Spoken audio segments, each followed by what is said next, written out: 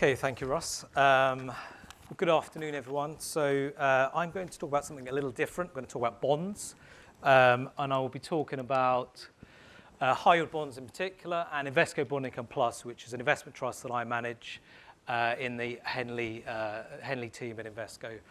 I'll be talking about how high-yield bonds within an investment trust structure can be used to deliver a steady income. And I would say that standing here today, this is it's a far more compelling story, just because there is so much more income available out there today than at previous events when I've presented. Very briefly, then, I also manage our Invesco Monthly Income Plus fund. It's our £2 billion open-ended mutual fund unit trust in kind of old English terms. And similar mandate, but today I'm going to be focusing in on Invesco Bond Income Plus. That is, it's a listed investment trust. The stock market ticker is BIPS, B-I-P-S, and I'll refer to it as BIPS throughout. It's going to be much easier for everyone. So I'm going to split this into four parts. What are high-yield bonds, high-income bonds? How are they useful if you're looking for income? What are some of the features? What does the bond market look like today? A little bit about Invesco Bond Income Plus, or BIPS, and then I'll touch upon the portfolio and how our current view of the market is reflected in the portfolio. So very, very simply to start with, and I'm sure you know this, but a bond is a loan to a company or a government. So it's very different to a share from an income perspective. And the key difference really is around the coupon. So bonds pay that income via coupons, which is an interest rate per annum. It's a contractual obligation. So unlike a share or an equity, where the income comes via a dividend, that's at the discretion of the company. A company does not have to pay that dividend.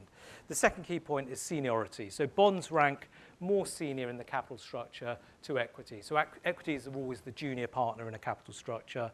It means that if things go wrong, we're in a better position as a bondholder. So we can take the keys of a company if that's the most appropriate course of action, and we'll take ownership of the company from equity. So from an income perspective, bonds do offer that certainty of income and that seniority. But of course, the flip side of those benefits is that the appreciation, the potential upside is more limited in bonds. So whenever we talk about bonds, we often talk about credit quality and credit ratings. And what we've done here is just laid out on this table the different credit ratings. So starting at the top of the page, AAA ratings, that's reserved for the very best credit quality bonds that are out there. And then as you move down the table, you can see double B, single B, triple C.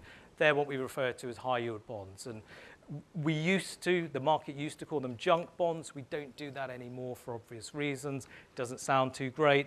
And actually also, it's a little unfair on say, a double B rated company. So a lot of double B rated companies are very good quality companies. Ford was a double B rated company just a year ago.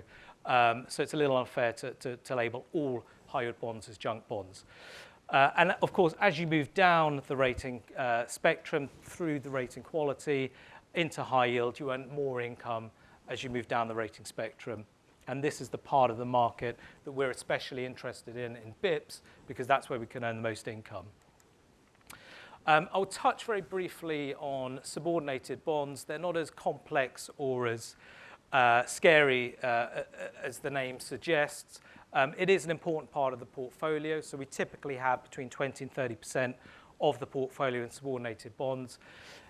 What we've done here is just outlined in these tables the different layers of debt in these different types of companies. So taking banks, for example, you can see additional tier ones. They are the most junior piece of debt. They sit just above equity. You may have heard of bank cocoa bonds. It's the same term. It's a different term for the same thing as additional tier one bonds. So these are the most junior debt from banks. We like them in the portfolio because they can offer a lot of income. Lloyd's, for example, has a cocoa with an 8.5% coupon. Really attractive looking coupon. We like that in the portfolios. It's actually investment grade rated. So going back to the previous slide, the credit quality of that bond is deemed to be pretty high, and ultimately a fairly low probability of defaulting on that bond. BNP would be another example to give. So that's a big quality French bank with a 9.25% cocoa. So why are they called subordinated bonds, and should we be concerned about that label? It really refers to the fact that they are the most junior piece of debt in the capital structure, and they sit just above equity. And they also have less protection should things go wrong. So that's important for us when we're investing in subordinated bonds. We've got to think about those risks. And for us, it's about diversification, and it's about credit quality. So if I take the bank capital cocoa part of the portfolio, it's about 25 different banks that we have exposure to. So spreading that exposure amongst lots of different banks. Then when I take insurance bonds, the subordinated insurance bonds that we own, they're typically all investment grade rated. So going back to the previous slide, better quality, better credit quality. Similarly for corporate hybrid capital, these are typically from investment grade rated companies, Volkswagen, Vodafone, BT, names that are actually fairly low risk of default. So as I say, we like this part of the market. It offers more income because of its junior status in the debt structure, and then we use those tools to kind of mitigate the risks around its more junior position. So let's talk about a few examples then of the types of bonds that you could have in a high-income portfolio. These are predominantly high-yield rated bonds, but we do also invest in investment-grade rated bonds, so like the Deloitte's 8.5% cocoa that I mentioned. If we take Aston Martin at the top of the page there, that's actually an example of a higher credit risk or lower credit quality company. So Aston Martin make great cars, but from a bondholder perspective, what we care about is their ability to make free cash flow.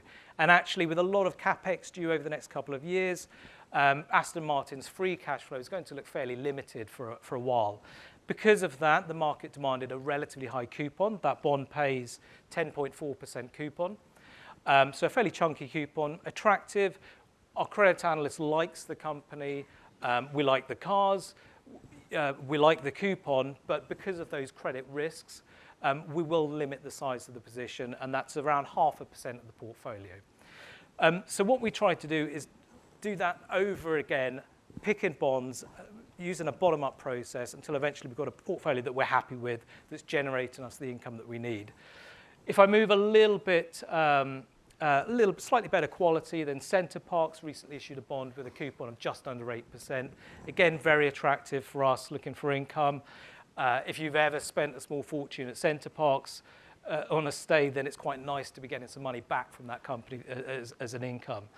If we move over to Heathrow, that again, slightly better quality, a BB rated bond with a coupon of 6.6%. And then Legal & General is an example of an investment grade rated bond. And because it is better quality, deemed to be pretty low risk of default, the coupon there is 5.6%. So a broad range of incomes that we can earn from bonds in the market, with a skew towards high yield, but also looking at subordinated insurance and then some investment grade as well. So moving on to the bond market today, this is the yield on the European High Yield Index. And you can see the yield that we have today in the market is far higher than we've had for a very long time. So put COVID in 2020 to one side, that spike higher in yields. And actually, we haven't seen yields this high for well over a decade plus. So it's a very exciting time for us to be income investors in this market. If you go back to 2022, of course, what happened was inflation. Inflation, remember, is the nemesis of the bond market. Inflation was a lot higher than most people had expected, and so we went through this repricing to higher yields. We also started the year with very low yields. So if you take the European high yield market, it was only yielding 3.4% at the start of 2022. We're now closer to 7%, so that's far more exciting from our perspective. So over the next couple of pages, I'll talk about a few examples of bonds that we've bought to try and bring these points to life a bit more. So let's start with BT in the UK. This is an example of a subordinated bond that I mentioned. so BT's most junior bond in their debt structure. BT is a big investment grade rated blue chip issuer. The credit quality of BT is pretty attractive. But when they came to the market last year in June, if you think back to then, there was still uncertainty around inflation. It was looking a little bit stickier still. And so it took a coupon of 8 3/8 or 8.4%, let's call it, for BT to have to issue this bond to get it issued into the market. Again, we were very happy with that for this portfolio. My background is as a high yield credit analyst, so buying BT risk, and it's BB+, so it's at the very high end of the high yield rating spectrum. To be buying that with an 8.4% coupon just felt very, like a very attractive opportunity for us. And actually, if you look at the price chart on the left, you can see that over the course of the year, we've not only earned the 8.4% coupon, we've then had some price appreciation. So that bond is now up at a price of 106. All bonds are issued at 100 and they redeem at 100. It's now at 106. We've made the 8.4% coupon and then 6% of price appreciation. So 14.5% almost return over the course of the year. If I now go to a name that's a little more risky, so this is Ineos Quattro. We've known the Ineos group for a couple of decades. They've been in the high yield market for a very long time. It's where Jim Ratcliffe made his fortune, is used in the high yield market. Most people weren't familiar with Ineos until a few years ago when they started sponsoring sporting events, and of course more recently they bought a stake in Manchester United. So Ineos Quattro is one of the Ineos group companies. It's a cyclical chemical business. I've been around long enough analysing chemical companies to know just how volatile their earnings can be, and this company is no exception. So when it came to the market wanted 9.6%, 9 5/8 coupon because of those risks. When we look at this, we know the management team, or the ultimate management team at Ineos. We've known them for a very long time. We know that they've also got a very good understanding of how to manage companies through different markets and volatile, having periods of volatile chemical prices. So we can put some faith into them as a management team to navigate through the next few years. But at the same time, it is a cyclical business, and their markets are currently not in a great place. So we're happy to buy that bond, but to position the size according to those risks. Very interestingly, if you look at the bottom there in blue, Ineos Quattro issued a bond back in 2021. So if you think back to 21, bond yields are very low. The world was, everyone was pretty happy. We were kind of coming out of, or looking forward to coming out of COVID, and stock markets and bond markets were certainly very, very happy with that. And so they were able to issue a bond with only a 3.375% coupon. Again, that tells you just how far the market has moved in terms of what the market demands from bond issuers now in this high yield environment. So a big difference in terms of their borrowing costs over the course of that 2 years. Now moving to something far more better quality. This is Manchester Airport. It's an investment grade rated bond, so we can and we do own investment grade rated bonds as well. And this is an example of the types of investment grade bonds that we've been able to add to the portfolio just over the last couple of years as we've had this repricing to higher yields. So, if Manchester Airport comes along with a BBB+ rated bond and paying a coupon of 6.1%, very happy to put it into the portfolio. And you can see there on the left-hand side the price chart since then. Again, it's now trading up at 106. It was a little higher. This bond will trade more in line with what is going on with gilts. And at the end of last year, we had that very strong rally in gilt markets. So those three examples were new issues, so bonds that were being issued that we bought at new issue. Of course, we also trade bonds in the secondary market, so once they've been issued, we will buy and we will sell bonds. And this is a good example of a bond that we didn't buy at new issue. Again, it was issued back in 2021 at a good time for the market, came with a 4.5% coupon, and we felt at the time that coupon wasn't enough to compensate us for the credit risks of investing in Asda. If you roll forward to the time of the mini budget fiasco in October 22, those bonds were trading down at a price below 80. And so we started to buy bonds at an average price of 77.75, so just below 78. And the thesis there, when we're buying those bonds at a price of 78, is, as I mentioned, all bonds mature at a price of 100. If Asda does not default, and this is the job of our credit analysts to really give us a view on that, but if Asda does not default on this obligation between the purchase date and 2026, when the bond matures, then you've got over 22 points of price upside, plus you would add in those 3.5 years worth of coupons at 4.5 points per year, 4.5% per year. Put it all together and you get a total return profile over that period of close to 50%. So not bad, stacks up pretty well against equities. Now if we move on to this chart on the right, which is the price, and you can see what has happened since we bought it. Actually those bonds are back at par already. So a couple of years ahead of the maturity, they're trading back at par. That's because Asda has bitten the bullet and they've just issued a new bond with an 8.25% coupon. And so they're redeeming these bonds. And so the market now views these as very safe. For us, and to give you a sense as to how we operate within the funds and within this portfolio, we started to sell these bonds in the low 90s, mid 90s, and then again towards par. And we still own a small exposure. So it would be remiss of me to talk about the opportunities in the high bond market and not talk about the default outlook for the high bond market, because this is the thing that we really have to worry about when we're thinking about investing in this part of the market. This is a chart from Moody's, who are a credit rating agency. Everything to the right of that pink line is their forecast for outlooks for defaults going forward. And you can see they're actually forecasting a decline in defaults going forward. So they're feeling pretty optimistic about the world based on receding recession risks and generally a better economic outlook and falling inflation. I'm naturally inclined to be more nervous about the outlook as a bond investor, and so I'd probably disagree with the direction there and take a slightly more cautious view on the default outlook. And that's not because we think recession is coming.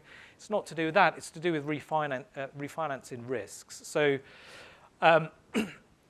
we've all done the same thing over the last several years, and it was mentioned earlier by one of the other speakers. Governments, companies, individuals with mortgages, we've all got very used to low borrowing costs that we've had for the past decade plus.